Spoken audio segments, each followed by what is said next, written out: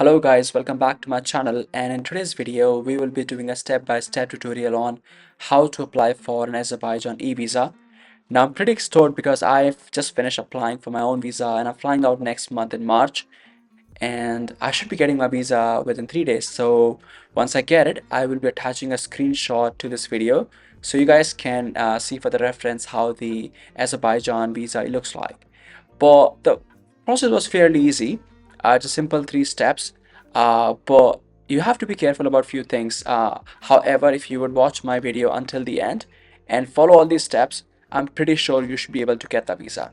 So without any further ado, let's get into it, okay? So the first thing is we need to check the eligibility criteria, and there's only two things we need from this. So the first thing we need to check is that if our country is in one of this list, and if you can spot your country in this list, that means you should be able to apply for an Azerbaijani visa. Now I skimmed through it and I feel like they have mentioned most of the countries here, so you should be good. And then the second thing we need to check is the validity of our passport. Now, if you guys read it here, it says that the validity period of the passport or other travel documents should be at least 3 months more than the validity period of the electronic visa planned to be issued.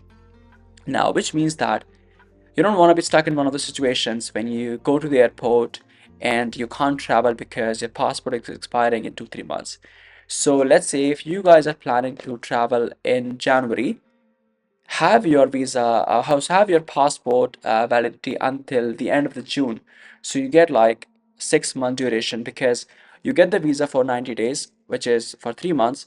And then if you see they have mentioned that it should be at least 3 months more than the validity period of the electronic visa. So just be careful of that, okay?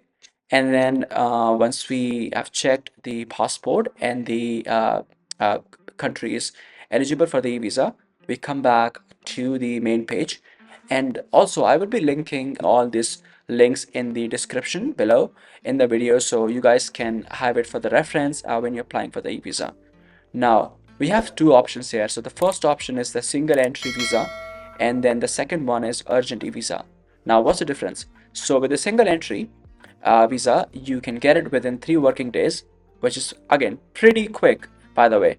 And the second one is the urgent e-visa. Now, this one you can get within 3 hours, regardless of holidays and non-working days.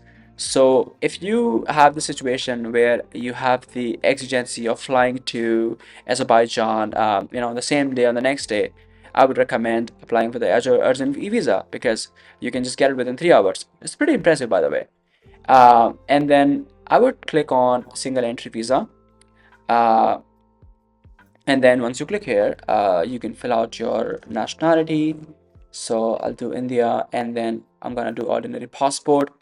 Also, guys, pardon my voice because I've got a bit of a crappy voice today as I'm feeling under the weather. But I wanted to shoot this video, so I'm like, you know what? I'm gonna do it. Anyways, now let's fill out the. How do I get it? Because every time I do it, I don't think I've gotten it for the first in the first go. But let's see. Also, one thing to notice is that if you guys are in midway of your application, and if you decide to leave your application midway, and if you want to come back, you can just come back here to this page and just click on I have an incomplete registration, and then you will have a reference code in your email, so you can come back and just fill it out, and then you'll be taken back to the same page again. And then you can just click on continue, and then now we select the purpose of visit. So for me it was tourism, and you can click here. Now you can see the difference here. So if you click on standard visa with that you get within 3 days, the fee is 20 USD, which is the visa fee, and then 5 USD, which is the service fee. Okay, now see, if you click on the urgent visa, look at the difference. So 20 USD, which is still the same. However, the service fee would be 40 USD because obviously these guys are giving you within 3 hours. So the service fee is a bit more. Um, However, I would say like if you are not in any urgency, then we can just click on the standard visa because it's still pretty quick and you save the money. Yeah. So now we can select the time frame that you are flying. So in my case, I'm flying in March. So I'm flying on March 23rd. However, I'll have an extra day, so I'll just put 22nd in case, if there's any change in plans. Because you get this visa validity for 90 days, and you can fly out anytime you want within that 90-day frame. And then the only thing you have to mindful is that you can only stay there for 30 days. So yeah, so in my case, started 22nd of March and 20th of June, it would be expiring, which means I can fly anytime within this, and my e-visa would be valid. Uh, and yeah, you can see here as well, your stay cannot exceed 30 days. Okay, let's click on continue. Now, I've read this already when I was applying for my visa. I always like to read these things. However, when you're applying for your own visa, I would just say, just give it a read. And then once you've done, just click on I've read and accept the conditions stated below. Now we get two little prompts. The first one is important notice on frequently made mistakes. And then the second one is example of a copy of a travel document. Now this one is imperative because we need to make sure we attach the right document. So when you have the passport, you cannot have it, this one, obviously it's blurry. And then even this one, because it's too small on a page. So have it this one, um, and then come back here and then just click OK. Now you can fill out the information here. Uh, so for the reference, I'm just gonna fill out uh, random information here, and then okay, date of birth. Oh, that's the country of birth. Okay, India, Delhi, Hail. Now you can select your occupation that matches with this list, and then the phone number. Okay. Now you can enter your permanent address, and then your email address, and then your passport number, and then the issue date, and then the expiry date, and then so this one I have already booked an accommodation in Azerbaijan. But if you haven't done it, and if you have a place in mind that you'll be staying, you can mention the address here. So you can select this. Now the copy of the passport. So if you can read here, it says that the file has to be cannot exceed 1 MB, and the format is .jpg. So if it's in PDF, convert it into JPG because it would not let you attach it here. And then also what I've noticed that some passport have two pages of our information, which means that on one of the pages it would have the passport number, issue date, expiry date, and on the other page it would have the address.